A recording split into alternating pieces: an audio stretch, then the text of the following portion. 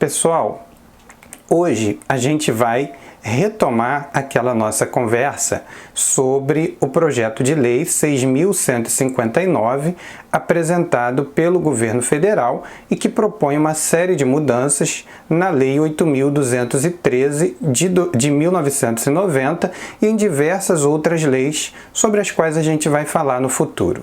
Por agora, nos interessam as propostas de mudanças na Lei 8.213 de 1990.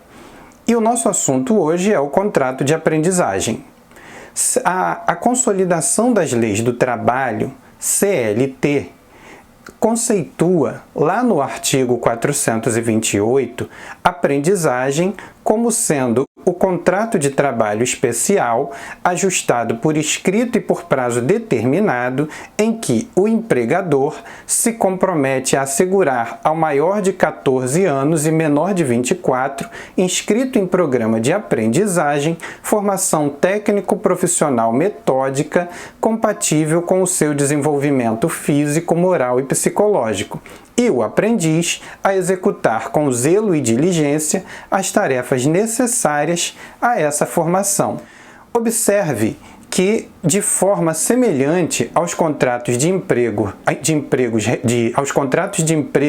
regulares, pressupõe assinatura na carteira de trabalho e previdência social e, evidentemente, requer a frequência do contratado à escola desde que não haja concluído o ensino médio. É obrigatória, portanto, a inscrição em programa de aprendizagem desenvolvido sob orientação de entidade qualificada em formação técnico-profissional metódica. Observe que, neste caso, então, vigora a remuneração básica estipulada em um salário mínimo. Observe ainda que nós temos uma questão em relação às pessoas com deficiência. Essa questão está no fato de que o mesmo artigo 428 estabelece que o contrato de aprendiz, o contrato de aprendizagem não pode exceder a 2 anos, exceto quando se tratar de aprendiz com deficiência. Ou seja, o parágrafo 5º faz ainda uma outra previsão, é que a idade máxima de 24 anos não se aplica ao aprendiz com deficiência. Observe, então, que no contrato de aprendizagem, a pessoa com deficiência tem algumas pequenas diferenças, essas que eu acabei de mencionar, em relação aos demais aprendizes.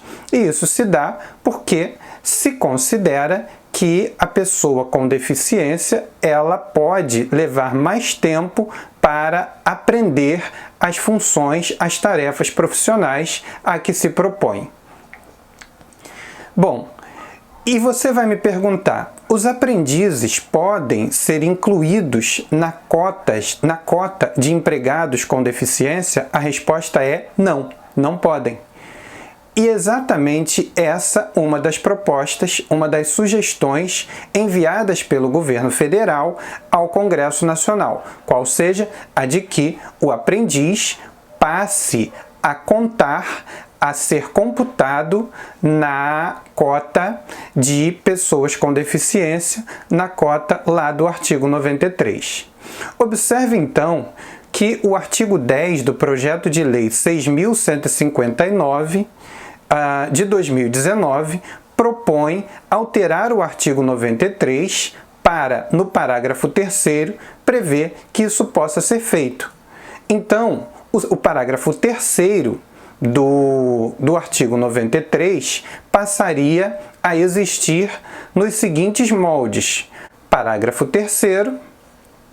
A contratação de pessoa com deficiência na condição de aprendiz, nos termos do disposto na Consolidação das Leis do Trabalho, aprovada pelo Decreto-Lei 5.452, de 1º de maio de 1943, será considerada para fins de verificação do cumprimento do disposto no caput até o limite previsto em regulamento.